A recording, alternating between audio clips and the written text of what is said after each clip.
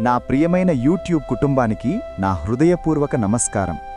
ఈరోజు వెన్నదొంగ కృష్ణుడు దామోదరుడి లీలల గురించి తెలుసుకుందాం.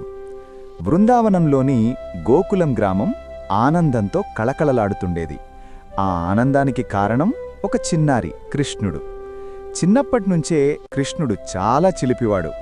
గోపికల ఇళ్లల్లోకి దూరి వెన్నకుండలు పగలగొట్టి తన స్నేహితులతో కలిసి వెన్న తినేవాడు.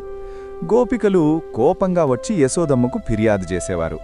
యశోదమ్మ, నీ బిడ్డ మా ఇళ్లలో వెన్నంతా తినేస్తున్నాడు అని చెబితే యశోదమ్మ నవ్వేది. కాని ఒకరోజు మాత్రం నిజం బయటపడింది. ఆ రోజు యశోదమ్మ వెన్నకుండను చాలా ఎత్తులో వేలాడతీసింది. ఇప్పుడైనా దొంగతనం చెయ్యలేడు అనుకుంది. కాని మన కృష్ణుడు తెలివిగా తన స్నేహితుల భుజాలపై ఎక్కి కుండను అందుకొని వెన్న తినసాగాడు. అప్పుడే అక్కడికి వచ్చిన యశోదమ్మ చూసి కోపంతో అతన్ని పట్టుకుంది. కృష్ణ, నువ్వేనా వెన్న తిన్నది అని అడిగితే కృష్ణుడు అమాయకంగా, అమ్మా, నేనేమీ తినలేదు అని పెద్ద కళ్లతో అన్నాడు. యశోదమ్మ అతన్ని తాడుతో కట్టెయ్యాలని ప్రయత్నించింది.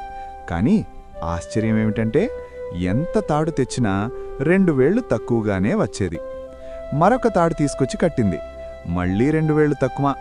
ఇలా ఇంట్లో ఉన్న తాళ్లన్నీ తెచ్చినా ప్రతిసారి 2 వేళ్లు తక్కువగానే వచ్చాయి. గ్రామంలోని స్త్రీలంతా ఆశ్చర్యపోయారు. ఇదేమీ మాయా అని చర్చించుకున్నారు. యశోదమ్మ అలసిపోయింది. చెమటలు కారాయి. చివరకు ఆమె కోపం కరిగిపోయి ప్రేమగా కృష్ణుడిని చూసింది. ఆ తల్లి ప్రేమను చూసి కృష్ణుడు తన దివ్యశక్తిని తగ్గించాడు. ఈసారి తాడు సరిపోయింది. యశోదమ్మ కృష్ణుణ్ణి ప్రేమతో భక్తితో కట్టగలిగింది. ఆ రోజునుంచి కృష్ణుడు దామోదరుడు అనే పేరుతో ప్రసిద్ధి పొందాడు. దామ అంటే తాడు, ఉదరం అంటే మడుము. తాడుతో నడుముకు కట్టబడినవాడు దామోదరుడు.